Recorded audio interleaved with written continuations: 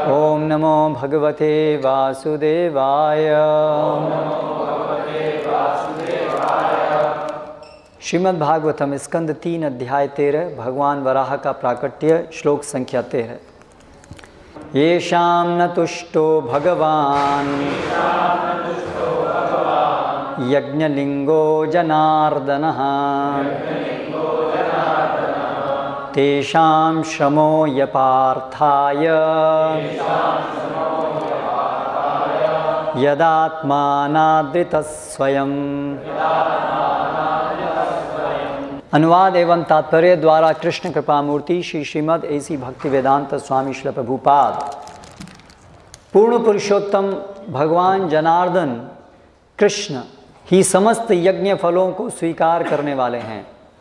यदि वे तुष्ट नहीं होते तो प्रगति के लिए किया गया मनुष्य का श्रम व्यर्थ है। वे चरम आत्मा हैं, अतएव जो व्यक्ति उन्हें तुष्ट नहीं करता वह निश्चय ही अपने ही हितों की उपेक्षा करता है। तात्पर्य: ब्रह्मा को ब्रह्मांड के मामलों का सर्वोच्च अध्यक्ष नियुक्त किया गया है और वे भौतिक जगत के मामलों के संचालन हेतु मनु तथा अन्यों को नियुक्त करते हैं, किंतु यह सारा प्रदर्शन परमेश्वर की तुष्टि के हेतु है। ब्रह्मा जी जानते हैं कि भगवान को कैसे तुष्ट किया जाता है। इसी तरह ब्रह्मा की कार्य योजना में लगे लोग भी जानते हैं कि भगवान को किस तरह तुष्ट करना चाहिए।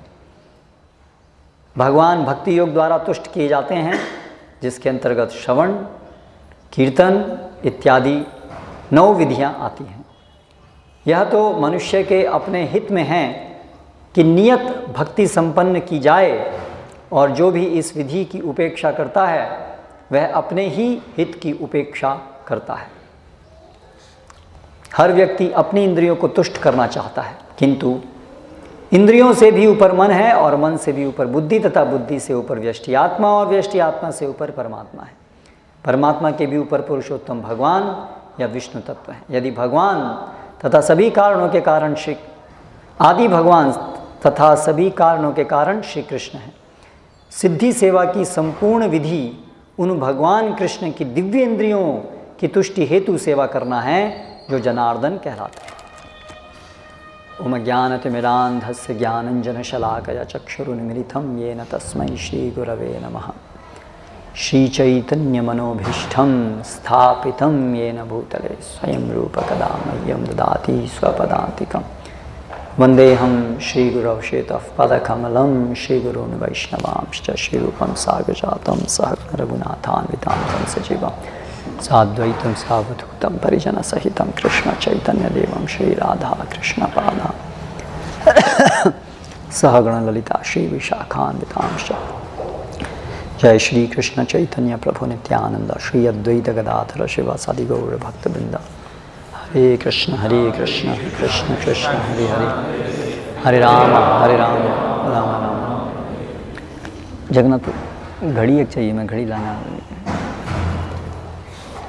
येषां न तुष्टो भगवान यज्ञलिंगो जनार्दनः तेषां श्रमो यपार्थाय यदात्मा नादृतः स्वयं। पूर्ण पुरुषोत्तम भगवान जनार्दन कृष्ण ही समस्त यज्ञ फलों को स्वीकार करने वाले हैं। यदि वे तुष्ट नहीं होते तो प्रगति के लिए किया गया मनुष्य का श्रम व्यर्थ है। वे चरम आत्मा है, अतएव जो व्यक्ति उन्हें तुष्ट नहीं करता वह निश्चित ही अपने ही हितों की उपेक्षा करता है। यहाँ पर हम देख रहे हैं कि किस प्रकार भगवान ने स्वयं ब्रह्मा को ब्रह्मांड के समस्त मामलों का सर्वोच्च अध्यक्ष नियुक्त किया, क्योंकि ब्रह्मा सर्वप्रथम उत्पन्न हुए। और ऐसा नहीं कि जो भी सर्वप्रथम उत्पन्न हुआ उसको ब्रह्मा बना दिया गया, बल्कि जो ब्रह्मा बनने योग्य है उसको सर्वप्रथम उत्पन्न किया गया। तो शास्त्रों में वर्णित है कि ब्रह्मा एक पद है, तो सर्वप्रथम जीव ब्रह्मा बनते हैं और उन जीवों को ये ब्रह्मा का पद दिया जाता है जो भगवान के आदेश के अनुसार इस पूरे ब्रह्मांड का के ऊपर शासन कर सकें। तो शासन करने वाले किस प्रकार से नियुक्त होने चाहिए, यहाँ पर हमें उसका मार्गदर्शन मिलता है। वर्तमान समय में कैसे चुनाव होता है? Government for the people, by the people, from of the people, प्रजातंत्र। तो वर्तमान व्यवस्था है नीचे से ऊपर, प्रजा वो सब अपने आप चुनाव करके अपने मुखिया को चुनती है, लेकिन भगवान के द्वारा स्थापित तरीका है ऊपर से नीचे। सबसे ऊपर भगवान है, वो चुनते हैं कि उनका प्रतिनिधित्व कौन करेगा, कौन प्रजा का शासन करेगा, कौन इस पूरे ब्रह्मांड का शासन करेगा। क्योंकि इस पूरे ब्रह्मांड को सृजित करने वाले भगवान हैं और इस ब्रह्मांड को सृजित करने के पीछे उनका उद्देश्य है, और इसीलिए स्वाभाविक है कि भगवान का प्रतिनिधि ही सही प्रकार से इस ब्रह्मांड का संचालन कर सकता है। तो आज ये प्रजातंत्र क्यों है? क्योंकि सामान्यतया विचार है कि सृष्टि का सृजन करने वाला कोई एक व्यक्ति नहीं है, इसलिए कोई इसका विशिष्ट हेतु नहीं है। आसुरी भावना से ओतप्रोत सामान्यतया लोग सोचते हैं कि ये संसार अपने आप ही चल रहा है, अपने आप ही आ गया है और केवल इंद्रिय भोग के लिए ही ये सब संसार है। वर्तमान समय में सभी लोग अपना इंद्रिय भोग करें और वही हमारा सुख है। तो इसीलिए फिर स्वाभाविक रूप से ये विचार उत्पन्न होता है कि ठीक है, तो सभी लोग निर्धारित करें कि सबका अधिक से अधिक इंद्रिय भोग कैसे होगा। हम लोग मिलकर के विचार करेंगे और मिलकर के एक ऐसा व्यक्ति को अपना अध्यक्ष चुनेंगे जो हम सभी के सर्वांगीण इंद्रिय भोग में सर्वोच्च सर्वश्रेष्ठ तरीके से उसकी व्यवस्था कर सके। ये वर्तमान समय की शासन प्रणाली है। तो इसलिए जो व्यक्ति अधिक से अधिक सभी प्रजा के लोगों को इंद्रिय भोग में प्रगति कराने के लिए मार्ग प्रशस्त करने का दावा कर सके या प्रॉमिस वचन दे सके, ऐसे व्यक्ति को लोग जो हैं अपना शासक चुनते हैं। तो हम देख सकते हैं कि पूरे संसार में जो व्यवस्था चल रही है वो जड़ से ही भ्रष्ट है, परिकल्पना ही खराब है, सिद्धांत ही गलत है। इसलिए उसके आधार पर जो भी कार्य किए जाएंगे, जो भी व्यवस्थाएं बनेंगी, वो सब उल्टी होंगी और उसके परिणाम उल्टे होंगे। इसलिए श्रील प्रभुपाद बोलते थे कि अनिश्वरवाद, एथीज्म, ये सभी समस्याओं की मूल जड़ है। जब तक हम इस समस्या का समाधान नहीं करेंगे, इसको हटाएंगे नहीं, जब तक कृष्ण भावनामृत का प्रचार नहीं होगा, जब तक लोग कृष्ण भावनामृत में स्थित नहीं होंगे, जब तक नहीं समझेंगे कि हम वास्तव में शरीर नहीं आत्मा और भगवान के दास हैं और इसलिए हमारा प्रयोजन भगवान की सेवा करना है, नहीं समझेंगे कि इस पूरे ब्रह्मांड का प्रयोजन भगवान की सेवा से बिछड़े हुए इस संसार के अंदर उपस्थित सभी जीवों को वापस भगवान की शरण में ले जाना है, तब तक इस संसार में कोई भी कार्य शुभ नहीं हो सकता। तो अज्ञानता में स्थित होने के कारण सब लोग बहुत बहुत प्रकार के कार्य कर रहे हैं, सब लोग बहुत बहुत प्रकार की योजनाएं बना रहे हैं। पॉलिटिकल पार्टीज़ हैं, उनके अपने अलग अलग तरीके हैं।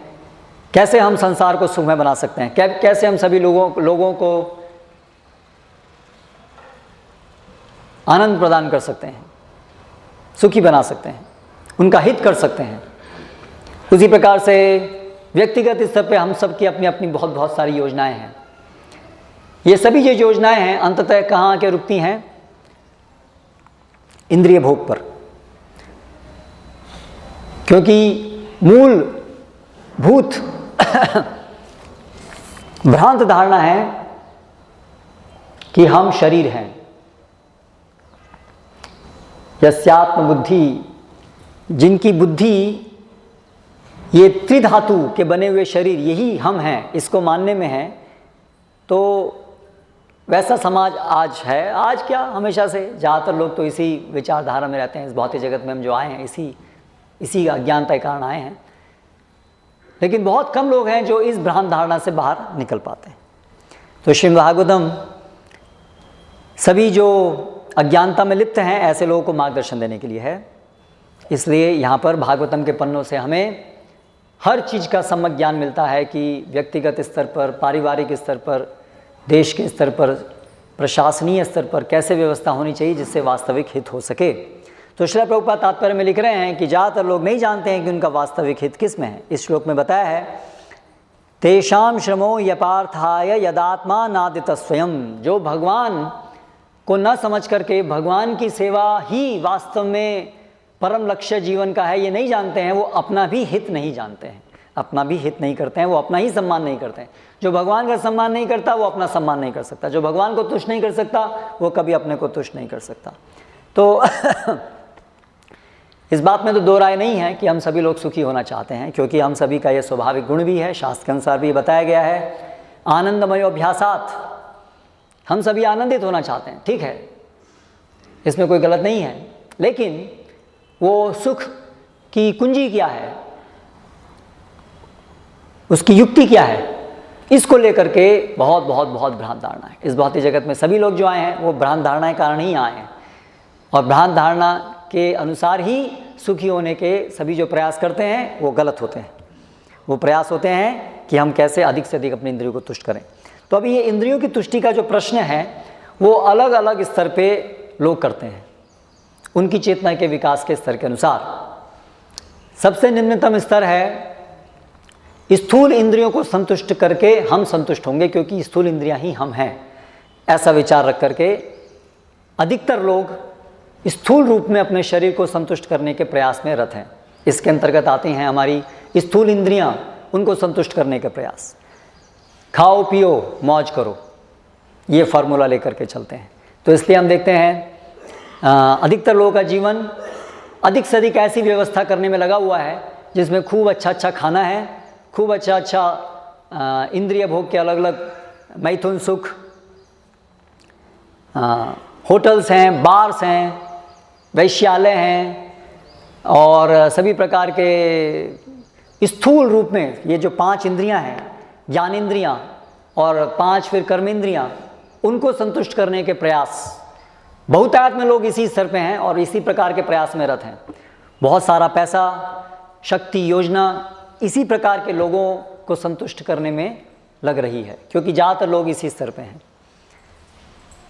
ज़्यादातर जो पॉलिटिकल पार्टीज़ हैं वो भी, उनके जितने भी प्रॉमिसेस होते हैं, जितनी भी योजनाएं होती हैं वो भी इसी स्तर पे होती हैं। जैसे आप इसको व्यवहारिक रूप से देखें तो प्रगति, प्रभुपाद यहाँ कह रहे हैं प्रगति, सोचते हैं प्रगति, तो क्या प्रगति के सूचक मानदंड क्या माने जाते हैं वर्तमान समय में? अच्छी से अच्छी रोड्स हो, अच्छे से अच्छी बिल्डिंग्स हो, इंडस्ट्रियल डेवलपमेंट हो, औद्योगिक प्रगति हो, टेक्नोलॉजी का विकास हो,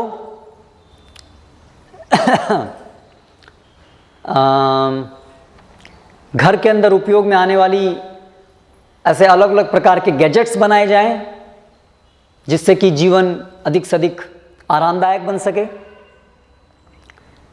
लोगों के पास अधिक से अधिक पैसा हो जिससे कि वो ऐसे सभी जो आरामदायक चीज़ें जो तकनीकी विकास से बनाई जा रही हैं उनका वो उपभोग कर सकें, और उपभोग करने में अलग अलग प्रकार के नए नए आविष्कार किए जाएं, नए नए संसाधन, नए नए तरीके से अधिक आरामदायक जीवन और इंद्रियों को संतुष्ट करने के संसाधन बनाना, ये सब वर्तमान समय में बिना किसी प्रश्न के इसको प्रगति माना जाता है। इसके विषय में प्रश्न भी उठाना ये पागलपन जैसा माना जाता है कि ये प्रगति नहीं है, ऐसा सोचना या ऐसा बोलना वो पागलपन माना जाता है। इतने अधिक हम इस तथाकथित प्रगति के इस विचार में रचे पसे हैं। चाहे कांग्रेस हो, चाहे बीजेपी हो, चाहे अमेरिका के अंदर रिपब्लिकन्स हो, चाहे डेमोक्रेट्स हो, एक ही नारा है। और इवन धर्म भी हो, चाहे हिंदू धर्म हो, चाहे मुसलमान धर्म हो, चाहे क्रिश्चियन धर्म हो, नारा तो एक ही है, अधिक से अधिक इंद्रियों को कैसे संतुष्ट किया जाए स्थूल रूप में। तो शास्त्रों में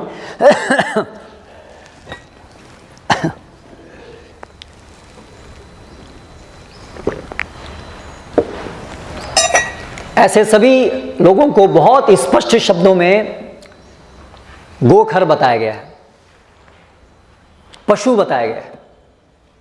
तो ज़्यादातर लोग पशु हैं और पशुओं के जो शासनकर्ता हैं, नेता हैं, उनको बड़ा पशु बताया गया है।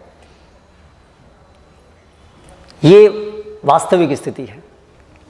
जैसे ही हम भागवतम पढ़ना शुरू करते हैं, भगवद गीता पढ़ना शुरू करते हैं, ये बात दिखने लगती है।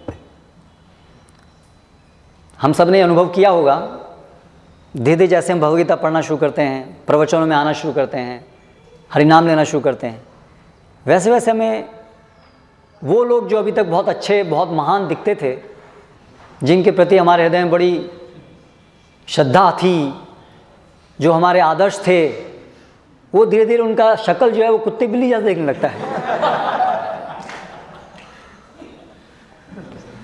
क्योंकि हमें कोई अंतर नहीं दिखता है उनमें और कुत्ते बिल्ली में, क्योंकि उनके जो कार्य हैं वो ऐसे ही होते हैं जो बिल्कुल जानवर जैसे कार्य हैं। और हम लोग सोचते हैं कि ये ऐसा हमें ही ऐसा नजर आ रहा है, लेकिन फिर हम भक्तों को देखते हैं, भक्तों से बात करते हैं तो लगता है कि हम अकेले नहीं हैं। सारे के सारे लोग यही अनुभव करते हैं कि जो भी हमारे आज तक के आदर्श थे, वो सब जैसे ही ये भागवतम पढ़ना प्रारंभ करते हैं, वो सब लोग उनकी वास्तविकता बाहर आती है। जैसे चेहरे पे मखोटा डाला हो और वो मखोटा हट जाए, ऐसा अनुभव होने लगता है।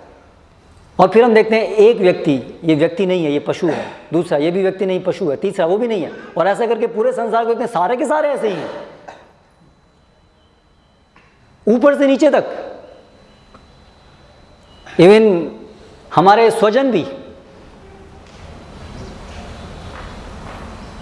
तो बड़ा एक शॉकिंग एक्सपीरियंस होता है कि क्या सारे संसार में सारे के सारे लोग मूर्ख हैं।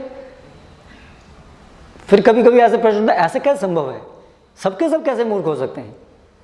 लेकिन फिर और पढ़ते हैं तो विश्वास होता है नहीं, संभव है, क्योंकि ये जगत तो ऐसे ही लोगों के लिए बना है जो मूर्ख है। ये जेल है।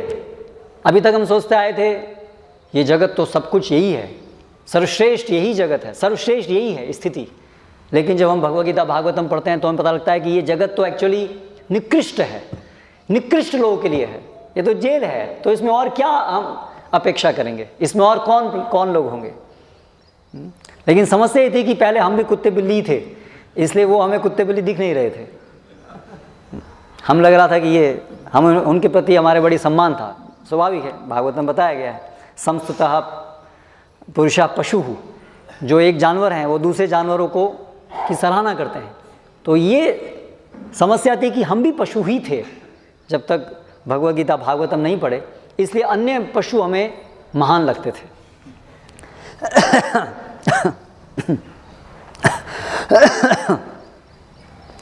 तो इस प्रकार से अधिकतर जो लोग हैं वो पशुवत हैं, क्योंकि ग्रॉस स्थूल इंद्रिय संतुष्टि को ही वही उनके जीवन है।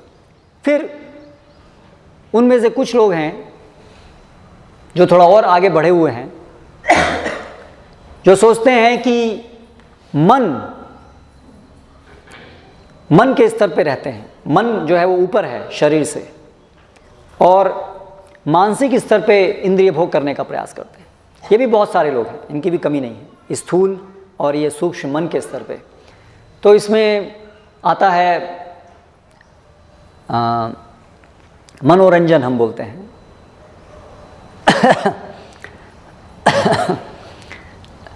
प्रतिष्ठा की आशा, ये मानसिक स्तर पे होता है। तो बहुत लोग हैं जो प्रतिष्ठा के लिए बहुत प्रयासरत हैं। ये सब लोग भी उसी प्रकार से हैं। तो जैसे हमारे जीवन में ऐसे लोग थे जो बहुत प्रतिष्ठित थे और हमारे मानदंड थे कि ये बहुत प्रतिष्ठित हैं समाज में, ये बहुत अच्छे लोग हैं।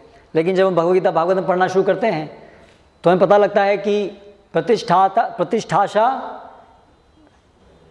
क्या है, विष्ठा, शुक्रेर विष्ठा। हाँ, कि ये जो प्रतिष्ठा की आशा है वो तो एक मल के समान है, विष्ठा के समान है। तो जब हम छोटे थे तो सब लोग बोलते थे ऐसे कि बहुत आगे बढ़ना है, नंबर 1 होना है, हर चीज़ में नंबर 1। तो हमें लगता था संसार में सबसे बड़ी चीज़ नंबर 1 होना ही है। Number one. लेकिन फिर भगवद गीता भागवतम सुनने में पता लगा ये नंबर 1 आने की इच्छा ये सबसे बड़ी मूर्खता है। बहुत सारे मूर्ख हैं, उसमें नंबर 1 मूर्ख होना ये बड़ी से बड़ी मूर्खता है। करेक्ट। और अभी तक हमें इसी के लिए प्रेरित किया जा रहा था। तो फिर हमें लगता है जो हमें प्रेरित कर रहे थे नंबर 1 मूर्ख बनने के लिए, वो क्या है? दुर्भाग्य से वो भी वैसे ही हैं, क्योंकि वो उसी चीज को सोच रहे हैं। ये अच्छी बात है। तो ये मन के स्तर पर जो लोग सोचते हैं हम मन है, वो ऐसे प्रयास करते हैं। और ये सब देख करके हमें बड़ा दुख होता है कि जिनको अपना बहुत सम्मानित लोग सोचते थे, हमारे माता पिता भी, हमारे गुरुजन भी, स्कूल के टीचर्स, और जो भी किसी के लिए फिल्म एक्टर एक्ट्रेस उनके रोल मॉडल्स होते हैं, किसी के लिए पॉलिटिशियंस होते हैं, किसी के लिए बहुत पैसे वाले लोग होते हैं रोल मॉडल्स, अंबानी, ऐसे सारे रोल मॉडल्स। जैसे ही हम भगवद गीता भागवत में पढ़ते हैं, ये सारे रोल मॉडल्स उल्टे हो जाते हैं, धाराशायी होते हैं। फिर और आगे बढ़ते हैं तो मन से ऊपर फिर बुद्धि आती है। जो लोग बहुत बुद्धिमान हैं, तो फिर ये लोग हमारे रोल मॉडल्स होते हैं। बड़े बड़े वैज्ञानिक जो आविष्कार कर रहे हैं, पता लगा रहे हैं कि सृष्टि कैसे, नियम कैसे चल रहे हैं, पृथ्वी कैसे अपनी कक्षा में घूम रही है, चंद्रायन वाले लोग जो चंद्रमा पे जाने का प्रयास कर रहे हैं, लेकिन चंद्रमा पे जाते आते जब उनका वो प्रोजेक्ट फेल हो जाता है तो वैसे भी समझ में आता है वो मूर्ख हैं। लेकिन भगवद गीता भागवतम पढ़ के तो वो विस्फोट होने से पहले ही पता लग जाता है ये लोग मूर्ख हैं। वो सारे प्रयास बेसिस से ही ख़त्म हो जाते हैं। तो चंद्रयान भेजने में कितना पैसा खर्च किया? 1000 करोड़ खर्च किया।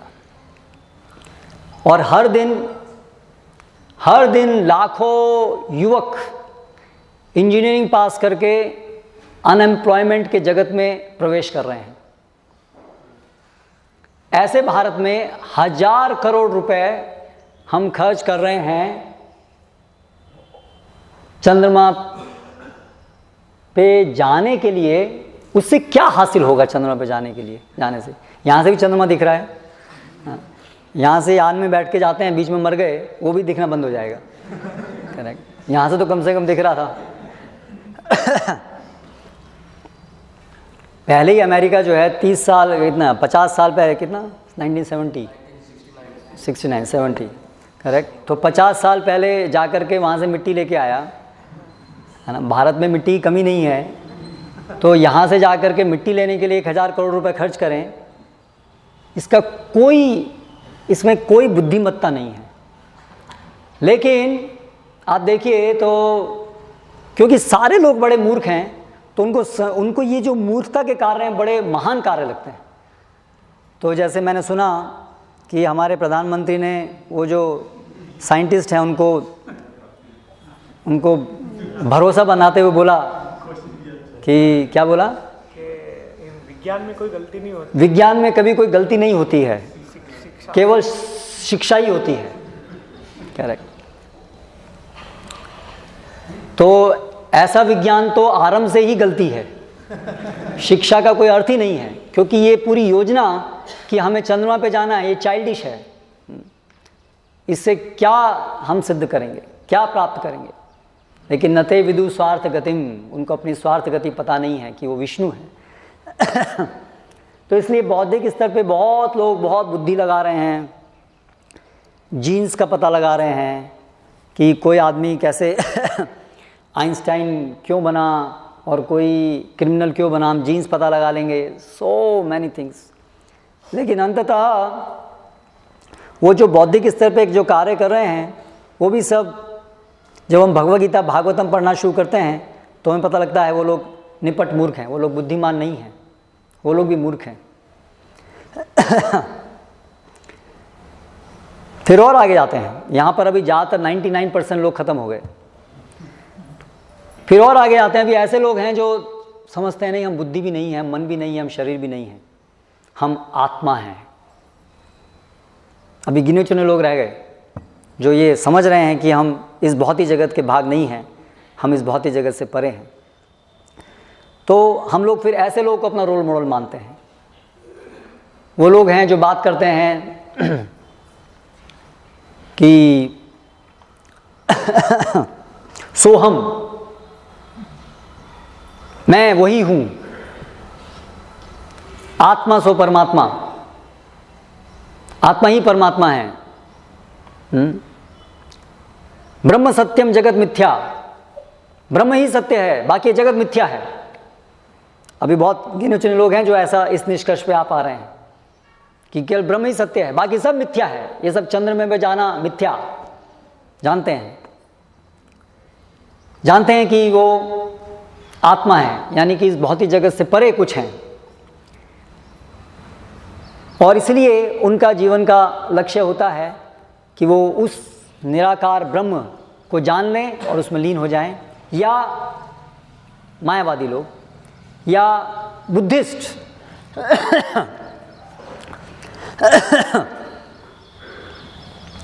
जो सोचते हैं कि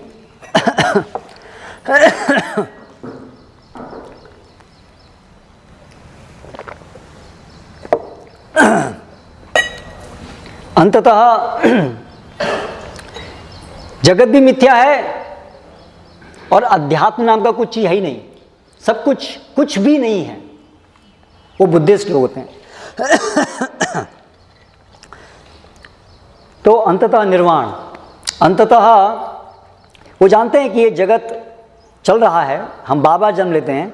बुद्धिस्ट लोग, बड़ा डिफ़िकल्ट है समझना, कुछ है नहीं, कुछ भी नहीं है, लेकिन फिर भी कुछ चल रहा है, बिना कुछ हुए भी कुछ चल रहा है। तो निर्वाण अर्थात जो कुछ वास्तव में है नहीं फिर भी चलता हुआ प्रतीत हो रहा है, उस सब को, उस भ्रम से अपने को निकाल देना, निर्वाण। तो उसमें भी फिर दो प्रकार हैं बुद्धिस्ट में भी, महायान और एक नियान, सम्यक, और बड़ा मुश्किल शब्द, ठीक है, पेन लायक है ना। तो एक है कि हमें अपने इसी जीवन में निर्वाण ले लेना है, और दूसरे नहीं, इसी जीवन में निर्वाण नहीं लेना है, हमें अकेला निर्वाण नहीं लेना है, हमें सब लोगों को निर्वाण दिलवा करके निर्वाण लेना है। इसलिए वो लोग बार बार प्लान करते हैं कि हमें बार बार इस जगत में आना है। जब तक सबका निर्वाण नहीं होगा तब तक हम अपना निर्वाण नहीं करेंगे। तो जो वर्तमान समय के जो दलाई लामा हैं, तो वो इस कैंप के हैं। तो ये उनका बताते हैं तीसरा या चौथा जीवन है। इससे पहले जो दलाई लामा थे वो भी यही व्यक्ति थे, इससे जो पहले दलाई लामा थे वो भी यही व्यक्ति थे। तो जब वो मरते हैं तो वो विशिष्ट इच्छा करके मरते हैं कि हम इस देश में जन्म लेंगे, और फिर उनको विशिष्ट लक्षणों से उनका पता लगाया जाता है कि यही दलाई लामा अभी इस जगह जन्म लिए हैं, और फिर से उनको दलाई लामा बनाया जाता है। लेकिन अंत में गंतव्य क्या है? निर्वाण। सब कुछ खत्म है, और उसके लिए इतना प्रयास कर रहे हैं, इतना प्रिसाइसली साधना के द्वारा एंश्योर कर रहे हैं कि हम कहाँ जन्म लेंगे, और फिर जन्म लेके दोबारा से निर्वाण का रास्ता दिखाएंगे। जो भी उनके अनुसार निर्वाण का रास्ता है, उसमें बहुत सारा चेंजेस भी हो करके अभी मांस खाना इत्यादि भी आ गया है। अभी वो निर्वाण कौन सा प्रकार का होगा वो भगवान जाने, क्योंकि भगवान वास्तव में जानते हैं, लेकिन उनके अनुसार वो निर्वाण को प्राप्त करेंगे। तो इस प्रकार से जो लोग आत्म कल्याण के बारे में सोच रहे हैं, भगवद गीता भागवतम पढ़ के वो लोग भी मूर्ख स्थापित हो जाते हैं।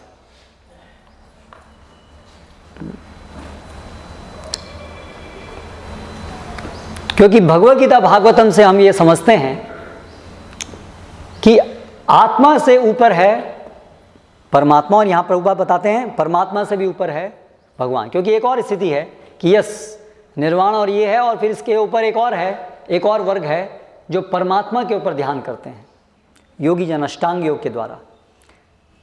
लेकिन वो भी जीव की स्वाभाविक स्थिति नहीं है इसलिए वहाँ पर भी संपूर्ण संतुष्टि जीव को नहीं मिलती है। इसलिए भगवद गीता भागवतम में बताया है, इसके भी आगे और जाना है, जहाँ जाने पर जो परम अवस्था है उसको वर्णन खुद भगवान के द्वारा शास्त्रों में किया गया है। सवै पुंसाम परो धर्मो ये आत्मा यतो भक्तिरधोक्षजे अहैतुकी अप्रतियता येनात्मा सुप्रसिद्धति। तो यहाँ पर आकर के भगवान ने यहाँ तक ये परम गंतव्य बताया है कि सभी धर्मों का सार है, कृपया मोबाइल्स बंद रखिए, सभी धर्मों का सार है कि भगवान की भक्ति करना। यही चीज़ यहाँ पर इस श्लोक में वर्णित है कि जब तक भगवान संतुष्ट नहीं होंगे तब तक हमारे सभी प्रयास विफल होंगे, क्योंकि तब तक हम संतुष्ट नहीं हो सकते। ये निचोड़ है। हम संसार में बहुत कुछ कार्य कर सकते हैं, बहुत कुछ थ्योरीज बना सकते हैं, बहुत दर्शन दे सकते हैं, करने को बहुत कुछ है। माया के पास हमें एंगेज करने की कमी नहीं है। किंतु यहां पर निष्कर्ष दिया गया है भागवतम में कि जब तक भगवान हमारे कार्यों से संतुष्ट नहीं होंगे, जब तक जीवन का उद्देश्य भगवान को संतुष्ट करना नहीं होगा, तब तक हमारे सभी प्रयास विफल होंगे।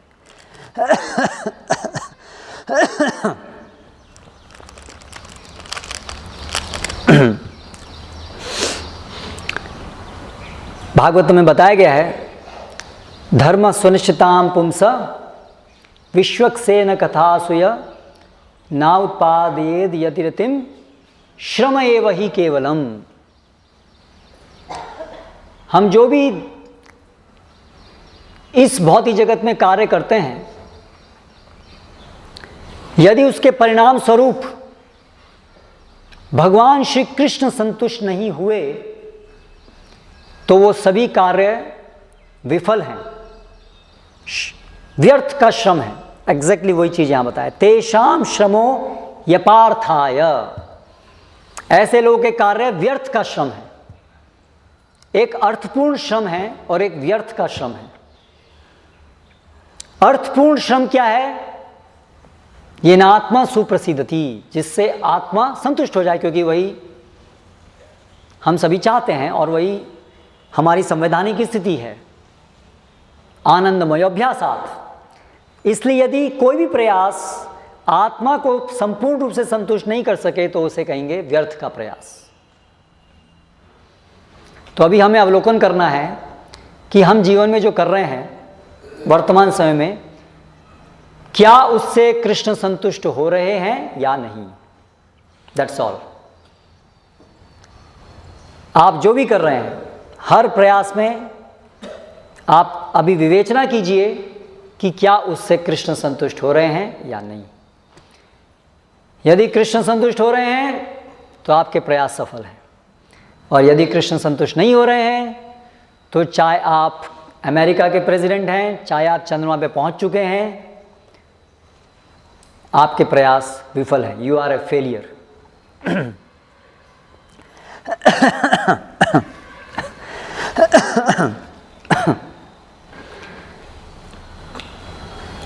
ये विशेष प्राधान्य है भागवतम का, ये विवेचना करना। बहुत से लोग सब अलग अलग मत प्रस्तुत कर रहे हैं, अलग अलग प्रयासों में लोगों को प्रेरित कर रहे हैं, लेकिन भागवतम स्पष्ट वर्णित करता है, सिंपल, बहुत सरल भाषा में, सफलता विफलता क्या है। सफलता है जीवन की यदि हमारे कार्यों से, हमारे जीवन से कृष्ण संतुष्ट हो गए, अन्यत्र सभी विफलता है। तो ये हमारे जीवन का केंद्र होना चाहिए, ये मानदंड होना चाहिए हमारे प्रयासों का कि क्या कृष्ण उससे संतुष्ट हैं कि नहीं। अभी कृष्ण संतुष्ट हैं कि नहीं, पहले तो ये जीवन का लक्ष्य होना चाहिए। जैसे कि आप देख रहे हैं यहाँ पर स्वयंभू मनु ब्रह्मा से ये जो प्रश्न किए कि ब्रह्मा जी आप हमें बताइए कि कैसे हम आपकी सेवा कर सकते हैं, क्योंकि वो जानते हैं कि ब्रह्मा की सेवा करने से भगवान की सेवा होगी, क्योंकि ब्रह्मा भगवान के प्रतिनिधि हैं।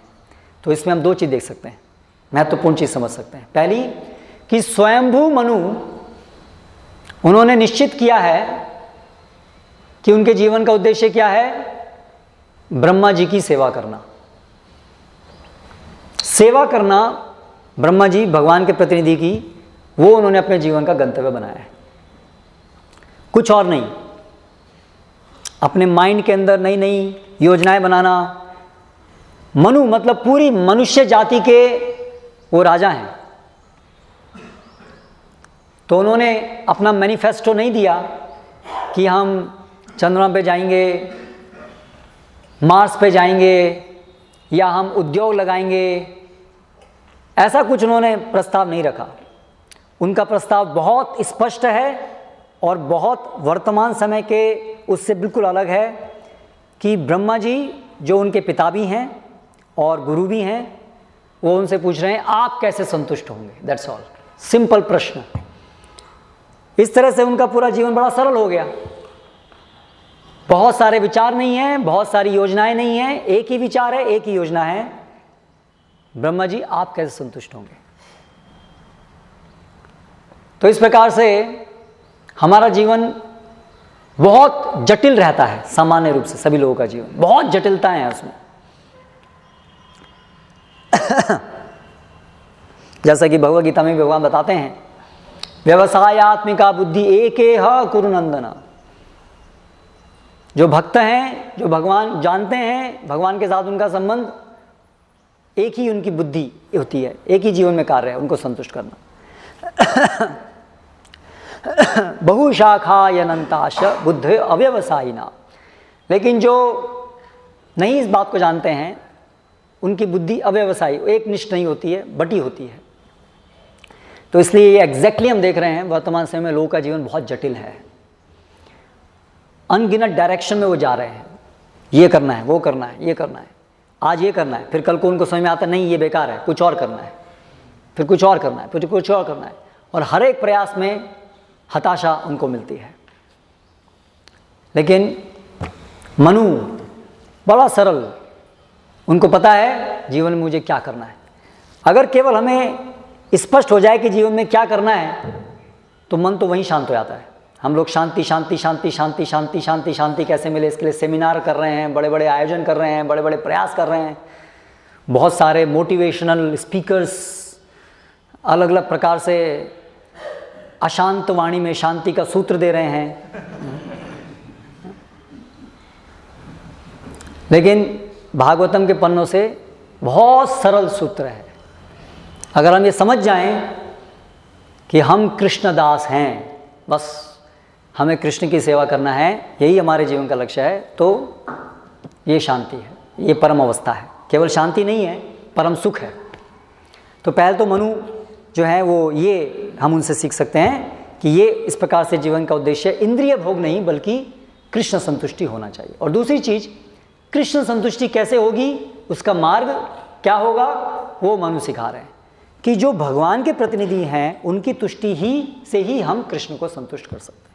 तो उन्होंने कृष्ण को संतुष्ट करने के लिए ऐसा नहीं कि अपने मन के अंदर विचार करना शुरू किया, शायद कृष्ण ऐसे संतुष्ट होंगे, शायद कृष्ण ऐसे संतुष्ट होंगे, नहीं। ना ही इन्होंने स्वतंत्र रूप से वेदों का अध्ययन प्रारंभ किया कि मैं भगवद गीता स्वतंत्र रूप से पढ़ करके, भागवतम स्वतंत्र रूप से पढ़ करके, वेदों को स्वतंत्र रूप से अध्ययन करके मैं अपने आप पता लगा लूंगा कि कृष्ण कैसे संतुष्ट होंगे, ऐसा भी इन्होंने नहीं किया।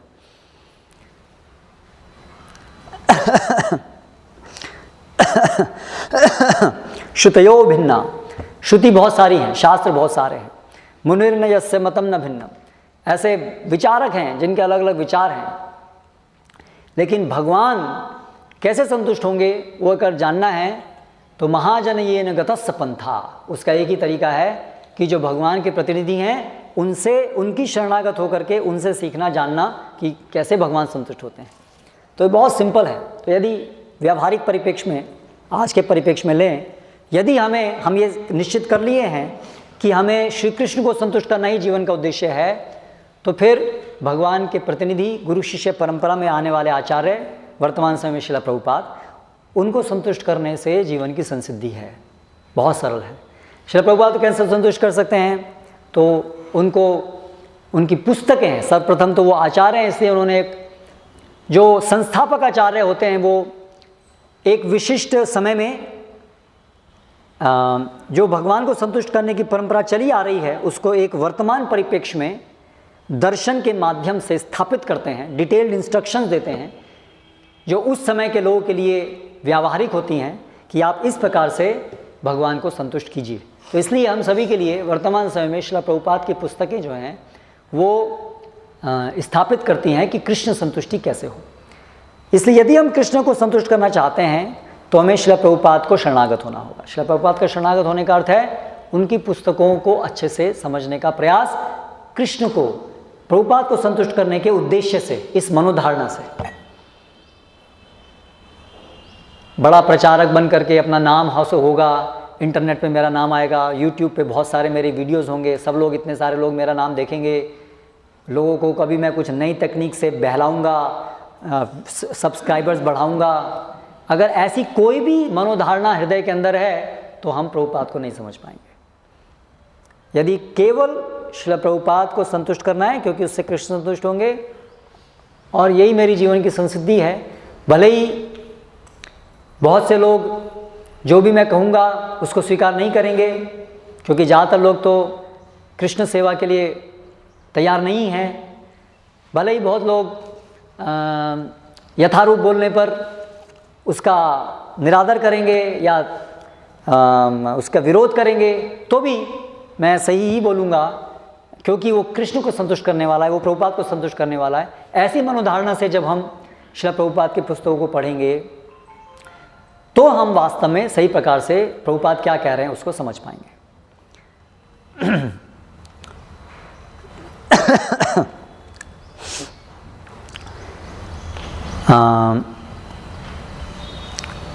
फिर श्रील प्रभुपाद को समझ करके अपने जीवन को उसके अनुसार फिर चलाना चाहिए। प्रभुपाद की शरण में आने से पहले बहुत कुछ हमारे विचार रहे होंगे, बहुत कुछ हमारे जीवन के लक्ष्य रहे होंगे, हमारे बच्चों के प्रति, अपने प्रति बहुत सारी योजनाएं रही होंगी। तो प्रभुपाद की पुस्तकें पढ़ के प्रभुपाद की शरण में आने पर क्या होना चाहिए? उसमें क्रांति आनी चाहिए। क्यों आनी चाहिए क्रांति? क्योंकि प्रभुपाद के संपर्क में आने से पहले हम सभी क्या थे? कुत्ते बिल्ली थे।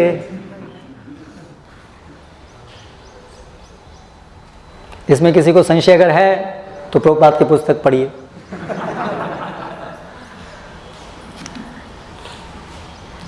तो अगर हम कुत्ते बिल्ली थे और प्रभुपाद की पुस्तक पढ़ के भी क्रांति नहीं आए तो इसका मतलब क्या है? अभी भी कुत्ते बिल्ली है।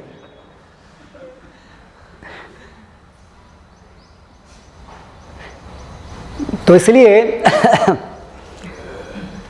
आपको अच्छा लगना चाहिए कि अगर आपके अंदर क्रांति आ रही है, अगर लोग जो हैं वो देख रहे हैं कि आपके अंदर क्रांति आ गई है, अगर वो लोग आपसे दूर जा रहे हैं तो आप समझिए आप सही रास्ते पे जा रहे हैं।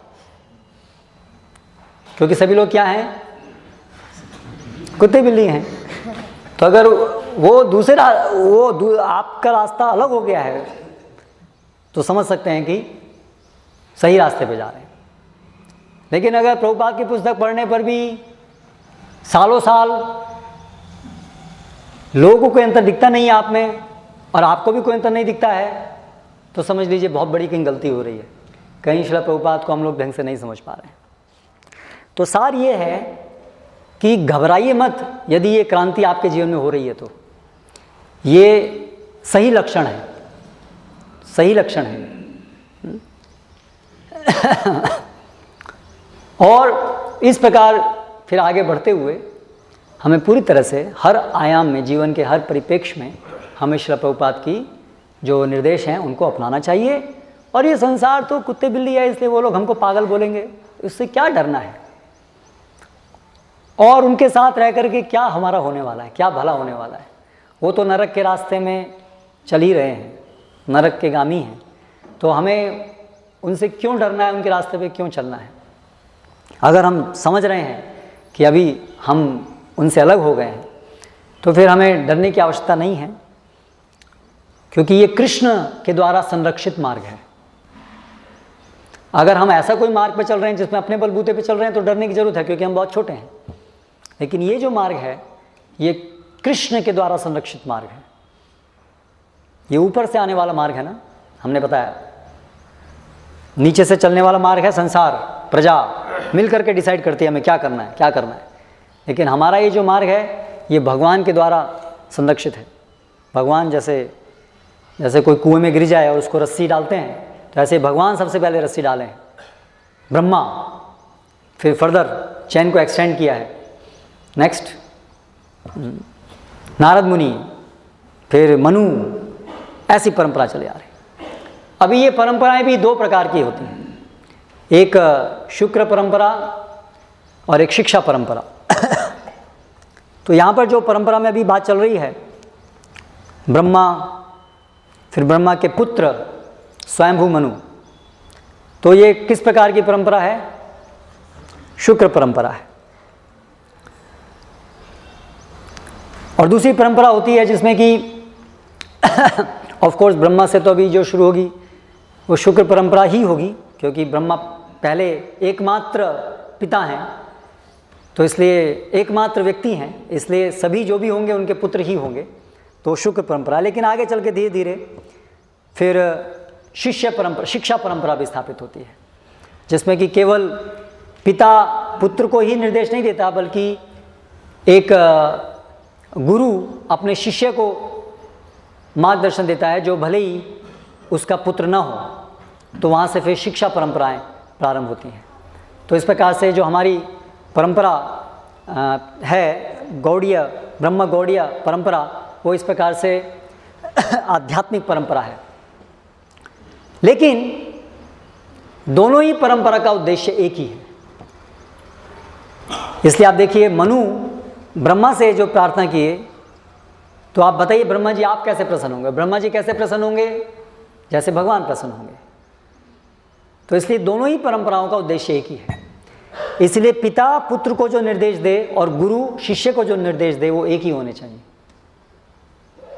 इस प्रकार से पिता स्वाभाविक गुरु है हर पुत्र का।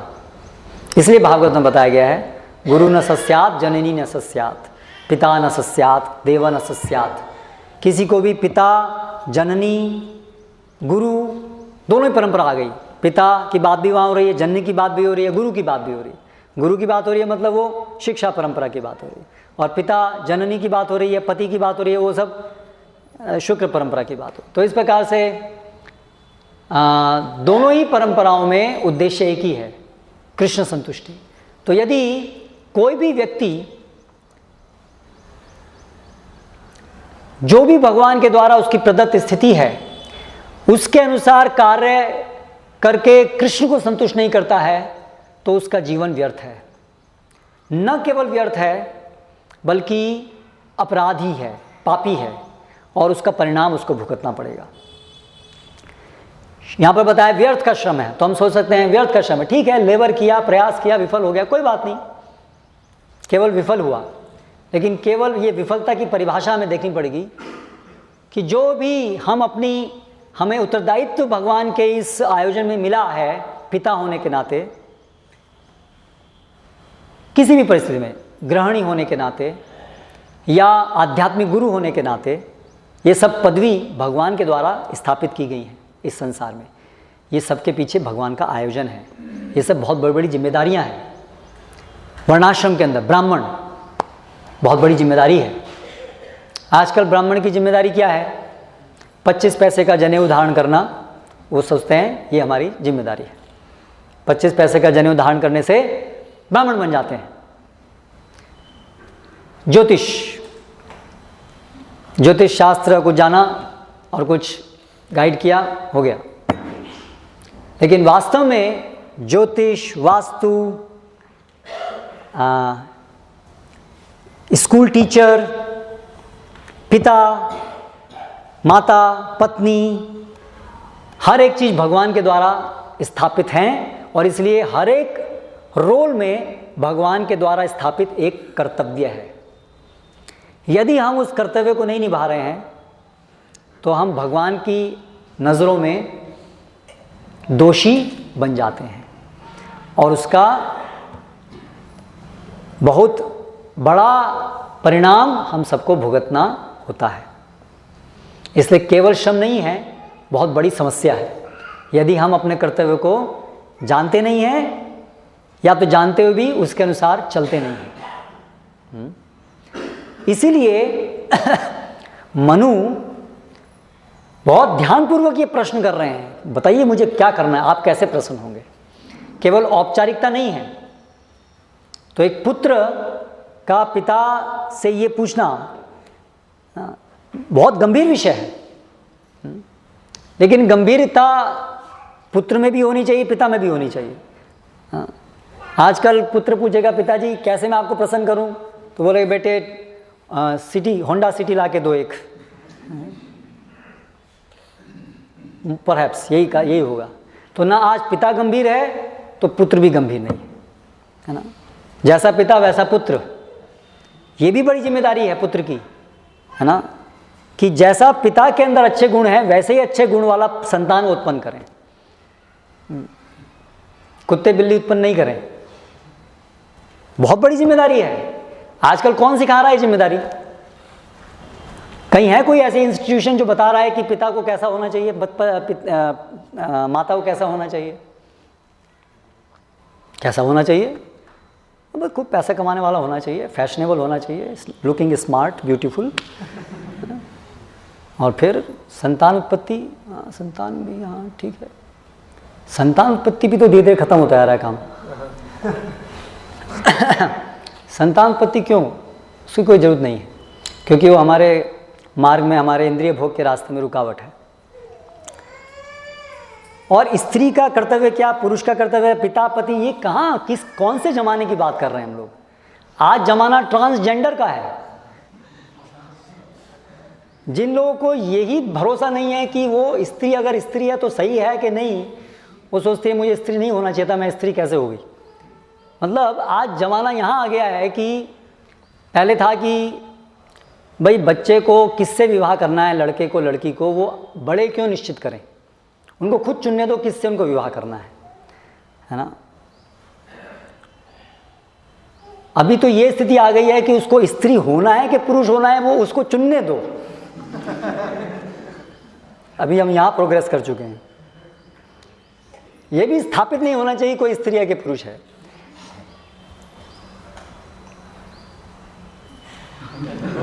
जन्म के बाद में लेट देम डिसाइड। इसलिए अभी ये ट्रांसजेंडर, ये शब्द, जैसे मैं कल ही देख रहे थे हम रेलवे का बुकिंग करा रहे थे, तो उसमें आता है ना मेल फीमेल आता था पहले, अभी 3 कॉलम आने लगे हैं, मेल फीमेल ट्रांसजेंडर। तो ट्रांसजेंडर मतलब वो कि जो लोग दूसरा लिंग होना चाहते हैं, कोई स्त्री है तो पुरुष होना चाहती है, पुरुष है तो स्त्री होना चाहती है। इसके लिए वो वैसे ही कपड़े पहनते हैं और वैसे ही जीवन में व्यवहार करते हैं और वैसे ही सेक्सुअली भी बिहेव करते हैं। मतलब इसको क्या बोलेंगे, इसको समाज कहाँ जा रहा है, कहाँ ये भागवतम पढ़ रहे हैं हम लोग और कहाँ ये आज के समाज में कहाँ ये इतनी आदर्श बात हो रही है कि मनु ब्रह्मा से आप बताइए मैं आपको कैसे प्रसन्न करूं, और यहाँ यही प्रश्न है कि मैं स्त्री हूँ कि पुरुष हूँ, मैं क्या होना चाहती हूँ, ये क्या हो क्या रहा है ये। इसलिए ये भागवतम ऐसी क्रांति, और भी तो ज़्यादा क्रांतिकारी दिखता जा रहा है अभी ये तो भागवतम। शास्त्र में बताया कि भागवतम जो है वो लोगों के जीवन में क्रांति लेके आएगा। कभी ये क्रांति जो है वो ज़्यादा एग्रेसिव होती जा रही है क्रांति। मतलब आप सोचिए ये समाज जो है वो समाज कुत्ते बिल्ली, पहले हम सोचते थे कि धारणा की तरह से कुत्ते बिल्ली, अभी तो बिल्कुल आउटसाइड भी कुत्ते बिल्ली जैसे ही होते जा रहे हैं। बहुत उत्सुक हैं कि हमें कुत्ते बिल्ली और हमारे बीच का अंतर खत्म कर देना है।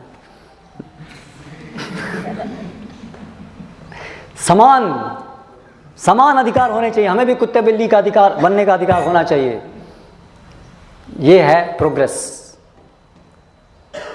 तो इसलिए अगर हमें मनुष्य बनना है, मनुष्य भी बनना है, तो भी आज भगवद गीता भागवतम की शरण ग्रहण करनी पड़ेगी। भक्त बनना तो बहुत दूर की बात है। तो आप विचार कीजिए, आप सब लोग, क्या आप ऐसे गर्हित समाज के अंग बनना चाहते हैं? क्या आप ऐसे बेवकूफ़, ऐसे थर्ड क्लास तो बहुत ऊंची उपाधि है, 10th 20th क्लास समाज के आप अंग बनना चाहते हैं? उसकी वैल्यूज़, उसके द्वारा स्थापित सही गलत के अनुसार अपना जीवन चलाना चाहते हैं? समाज कहता है ये सही है, समाज कहता है ये सही है। समाज अगर कहता है ये सही है तो समझ लीजिए वो गलत है। आज का ये सिद्धांत होना चाहिए, आँख बंद करके। अगर समाज बोलता है सही है, बिना कुछ विचार के पहले, हाँ वो तो गलत ही होगा, ऐसा हो जाना चाहिए। ऐसा है। तो श्रील प्रभुपाद चाहते हैं कि हम भक्त लोग जो हैं वो किसी भी प्रकार से ये समाज की वैल्यूज़ के साथ अपनी वैल्यूज़ नहीं बनाएं। अगर हम वही वैल्यूज़ को, वही सही गलत की पहचान को हम अपनी सही गलत की पहचान बनाए हुए हैं, तो समझ लीजिए हम प्रभुपाद को नहीं समझे हैं, हम भगवद गीता को नहीं समझे हैं। दोबारा पढ़िए भगवद गीता, दोबारा से पढ़िए, आपने अभी तक नहीं समझा है, और पढ़िए, और कुछ मंदिर मार्जन कीजिए, और कुछ पुस्तक वितरण कीजिए। शायद अभी और कचरा निकलेगा यहाँ से तो कुछ समझ में आना शुरू होगा। हरे कृष्ण। कोई प्रश्न?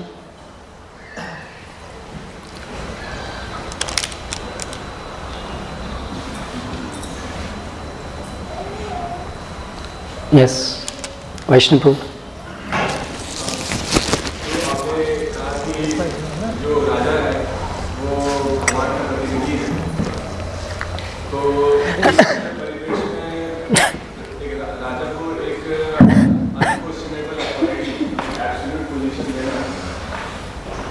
तो जैसे कि उन्होंने कहा कि, आपने कहा कि राजा जो है भगवान का प्रतिनिधि है, तो फिर राजा को तो एक एब्सोल्यूट अथॉरिटी अर्थात ऐसी एक अधिकार का पद जो उसके कोई चुनौती नहीं हो। तो जैसे कि बिब्लिकल हिस्ट्री, बाइबल हिस्ट्री में डिवाइन राइट कहते हैं कि राजा एक ऐसा व्यक्ति है जिसको डिवाइन राइट्स, अधिकार, डिवाइन अधिकार, और वो कुछ भी करे तो उस पर कुछ प्रश्न हम नहीं पूछ सकते। तो यूरोपियन हिस्ट्री में बहुत सारे ऐसी चीजें हुई जो राजाओं ने किया, बहुत लोगों का संघात करना और लोगों को मारना। तो ऐसी थ्योरीज अगर हम अभी समाज में लगाएं तो इसका बहुत भयानक रूप देख सकते हैं, अगर अभी हम उसको लागू करने का प्रयास करें। तो राजा तो होना आवश्यक है, तो क्या कोई ऐसा रास्ता हो सकता है कि राजा हो लेकिन एक अकाउंटेबिलिटी भी हो लोगों के साथ? तो राजा, जैसे हम देख रहे हैं कि हमने पहले ही बात की, भगवान ने स्थापित किया, संसार का शासन कौन करेगा? करेक्ट, भगवान ने स्थापित किया, क्योंकि भगवान कभी गलती नहीं करते हैं। इसीलिए भगवान जब स्थापित कर रहे हैं ब्रह्मा को, एक व्यक्ति को, तो वो योग्य व्यक्ति है।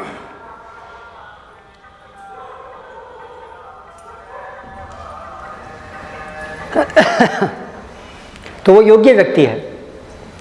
फिर ब्रह्मा ने आगे स्थापित किया, नेक्स्ट कौन होगा, इस प्रकार से स्थापन होना चाहिए। तो इसी प्रकार से राजा का स्थापन होना चाहिए ब्राह्मणों के द्वारा कि कौन राजा बनने के योग्य है। तो प्रशिक्षण होना चाहिए, और प्रशिक्षण के बाद योग्यता का निर्धारण करने के बाद फिर कौन अधिकारी होगा उसका नियोजन होना चाहिए। इसलिए ऐसा नहीं कि आज की अवस्था में हम किसी को भी उठा करके राजा बना सकते हैं, क्योंकि पहले योग्यता का विचार आना जरूरी है। इसलिए पहले तो पूरे जन साधारण के अंदर ट्रेनिंग की ज़रूरत है कि वास्तव में शास्त्र क्या हैं, राजा का मतलब क्या है, उसे क्या करना चाहिए, कौन होना चाहिए भगवान, ये सब विषयों का एक सिस्टमेटिक प्रशिक्षण पहले जरूरी है। पूरा समाज जब पूरा कुत्ते बिल्ली जैसा है, उसमें अचानक हम उठ करके एक आदर्श राजा को नियुक्त करना ऐसा संभव नहीं होगा, क्योंकि राजा के साथ साथ प्रजा का भी एक उसको फॉलो करने वाला स्तर होना चाहिए। तो इसलिए ये तो एक अल्टीमेट एंड है, लेकिन उसके लिए बहुत बड़ी तैयारी की जरूरत पड़ेगी। उसमें एक सिस्टमेटिक पूरी प्रजा को प्रशिक्षण की आवश्यकता होगी। इसलिए श्रील प्रभुपाद ने लिखा है, हमारे इस्कॉन के जो ऑब्जेक्टिव्स हैं उसमें है to systematically propagate the teachings of Bhagavad Gita among the people. तो इसलिए आवश्यक है कि प्रशिक्षण बहुत जरूरी है, सब प्रकार का, हर के लिए प्रशिक्षण। ऐसा नहीं केवल एक राजा को प्रशिक्षित कर दिया और प्रजा को अप्रशिक्षित रहने दिया, उससे काम नहीं चलेगा। ऑलराउंड प्रशिक्षण चाहिए, तब जाकर के वी कैन एक्सपेक्ट कि ऐसा व्यक्ति आ पाएगा और फिर वो जो कार्य करेगा प्रजा भी समझ पाएगी कि यस दिस इज़ राइट, और इसलिए पूरी फुल हार्ट उसको अपना समर्थन दे पाएगी, उसकी आज्ञाओं का पालन कर पाएगी। इसलिए साथ साथ सबका प्रशिक्षण जरूरी है, तभी ये स्थिति को लागू किया जा सकेगा। और कोई प्रश्न? यस। आपने बताया कि जीव का अंदर आत्मा और परमात्मा दोनों रहते हैं। आत्मा सोल है शरीर के अंदर, शरीर के अंदर सुपर सोल। तो ये मनुष्य का शरीर जो है ये तो कर्म जोगी है, हम जो भी कार्य करते हैं परमात्मा उसको रोक भी करते हैं। तो एक वेदों में जैसे बताना है कि एक वृक्ष में दो पक्षी रहते हैं, एक खट्टा मीठा फल खाता है और दूसरा रोट करता है। तो ये मनुष्य का शरीर में होता है, उसी हिसाब से उसको अगला कार्य मिलता है कि अगला शरीर मिलता है। तो पशुओं की जन्म में, कुत्तों की लोग की जन्म में तो आत्मा परमात्मा रहते हैं जी। तो वो भोग जन्म है, जो कर्म हमने किए हैं उसको भोग करते हैं उसी जन्म में। तो वहाँ परमात्मा क्या करते हैं? क्योंकि भोग करने के लिए भी तो परमात्मा ही तो भोग कराएंगे। स्वाभाविक बिना परमात्मा के कैसे संचालन होगा? ये तीनों गुणों का उपद्रष्टानुमंता च, ये पूरा भोग कराने के लिए जो सामग्री उत्पन्न कराना है, वो जीव जो भोग करने के लिए भोग कर सके, उसका पूरा जो आयोजन है वो भी तो परमात्मा ही करेगा, अन्यथा कौन करेगा बताइए? तीन चीज़ हैं, आत्मा है, परमात्मा है और प्रकृति है। आत्मा खुद तो कर नहीं सकता क्योंकि वो तो निर्भर है, प्रकृति तो निर्जीव है, तो परमात्मा इसलिए भोग करने के लिए व्यवस्था करते हैं हमारे। हाँ, तो अगला कर्म तो कुछ होगा नहीं, उसका वो कर्म नहीं बना रहा है, वो अपना कर्म फल नहीं बना रहा है, वो केवल भोग कर रहा है। लास्ट क्वेश्चन बोलिए, आपकी तो आवाज़ ही तेज है। अरे इतनी धीरे आवाज में बोल रहे हो? ये बोल रहा था, मेरा क्वेश्चन है कि जैसे आपने चंद्रयान के बारे में बोला। किसके बारे में? चंद्रयान। और भारत जो भी मिलिट्री पावर शो करता है, मिलिट्री स्टैंड दिखा रहा है भारत। हाँ, तो अभी दुनिया में पूरा माहौल है वो इसी तरीके का है, तो हम यदि इसको रोकने की कोशिश भी करेंगे तो भी फिर हमारे को ऊपर खतरा तो आएगा ना। वो एक प्रश्न कि अभी सारे संसार में अपनी मिलिट्री स्ट्रेंथ को दिखाना है, तो इसलिए हम भी स्पेस में गए हैं, हम भी जानते हैं स्पेस में कैसे जाना है। इस बात को प्रदर्शित करना जरूरी है, नहीं तो क्योंकि पूरा संसार इसी प्रकार चल रहा है, तो वो डिफेंस पॉइंट ऑफ व्यू ये जरूरी होगा। वेल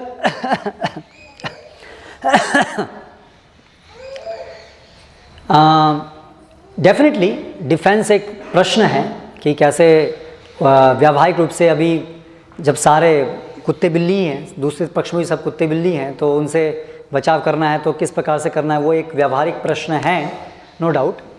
लेकिन सबसे पहले तो सैद्धांतिक रूप से यहाँ पर जो चर्चा हो रही है वो केवल भारत के लिए नहीं, वो पूरे विश्व के लिए, पूरी मानव सभ्यता के लिए आदर्श क्या होना चाहिए, पहले उसकी चर्चा हो रही है। हम यहाँ केवल एक भारत के परिप्रेक्ष्य में चंद्रयान की चर्चा नहीं कर रहे हैं, हम पूरे संसार के परिप्रेक्ष्य में पहले सही क्या है, सही क्या होना चाहिए, गलत क्या है, उसकी चर्चा पहले कर रहे हैं। तो इसे उस परिप्रेक्ष्य समझिए, चाहे चंद्रयान हो, चाहे वो अमेरिका के द्वारा किए गए प्रयास हों, चाहे रशिया के द्वारा किए गए प्रयास हों, वो सब बकवास हैं। It's not just the Indian Endeavour is foolish, every Endeavour is foolish. क्योंकि यहाँ जो चर्चा हो रही है वो पूरी चर्चा हो रही है परमार्थिक और ये जो मूर्खता की परिभाषा, चर्चा उस परिप्रेक्ष्य में हो रही है। जब हम आइडियल को फिक्स करेंगे कि ये होना चाहिए, फिर उसके बाद आता है कि वैवाहिक रूप से अभी उस स्थिति तक पहुंचने के रास्ते में अभी भारत या कोई भी देश बीच में है, जब सब मूर्ख लोग रह रहे हैं उनके बीच में भी रहना है और सबको उस तरफ ले जाना है, तो उस समय क्या होना चाहिए, वो एक सेकेंडरी क्वेश्चन है। तो मिलिट्री के लिए हमें क्या करना चाहिए, अपने डिफेंस सिस्टम के लिए क्या करना चाहिए, उसके लिए हो सकता है कुछ समय तक हमें जो चीज़ आदर्श नहीं है ऐसी चीज़ों को भी अपनाना पड़े, लेकिन उसको हम अपना रहे हैं समझते हुए कि कैसे एक एक कदम उठा करके हम आदर्श की तरफ चलेंगे।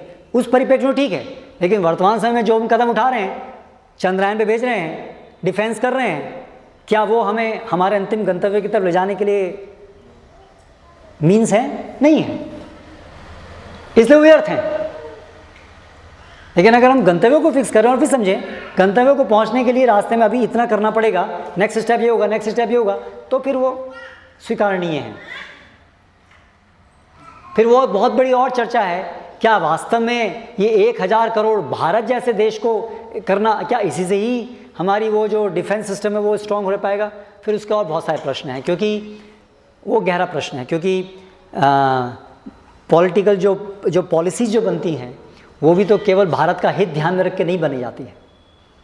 उसके अंदर बहुत से लोगों का स्वार्थ है, मल्टीनेशनल कंपनीज़ का स्वार्थ है। It is not so simple कि बस भारत का हित को देख के रख करके ही ये सब बनाई जा रही हैं।